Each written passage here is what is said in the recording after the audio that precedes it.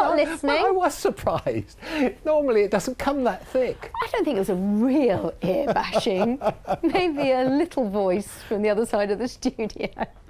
Anyway, I have to start off by saying a massive thank you to 10-year-old Jess, who sent in this photograph of a snowman she made before she left for school this morning. Apparently, she says, he's self-isolating. Thank you very much, Jess, for a fab gag and brilliant photograph. And I've had quite a few of those today of the first proper snowfall of the winter.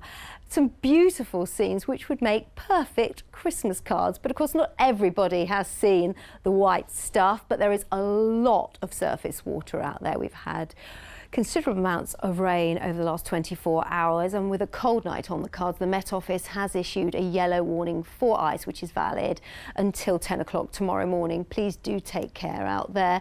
It does look like once this area of rain, today's rain, has cleared away, and it could still potentially turn to sleet or snow for a time, it becomes largely dry. That said, we could also get some showers feeding in along the east coast later on, and again, some of these could turn to sleet, hail or snow. But for most of us, it is a dry night. As you can see, some clear spells. And as I said, it's going to be cold. Temperatures actually could fall lower than this, down to around -2 in some spots, so a widespread frost, and that's why the Met Office has issued that yellow warning for ice. The blustery winds we've had today also easing down overnight.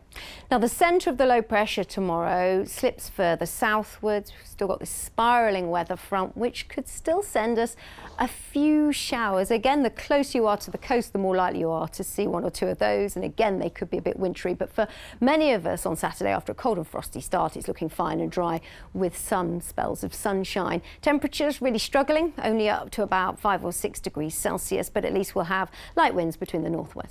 The northeast, and the southeast.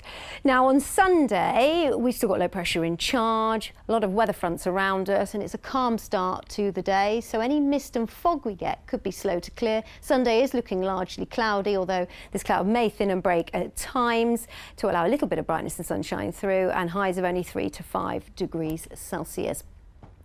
Now, we have had a lot of rain, as I said, over the last 24 hours, 25 to 35 millimetres in places. So there is quite a lot of local flooding out there.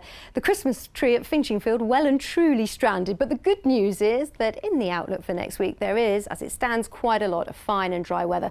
Some days seeing more sunshine than others, and we can't rule out a little bit of rain, especially towards the end of the week. And overnight, as you can see, temperatures anywhere between +3 and -3. So we've got some cold and frosty ones still on the way. Have a good weekend.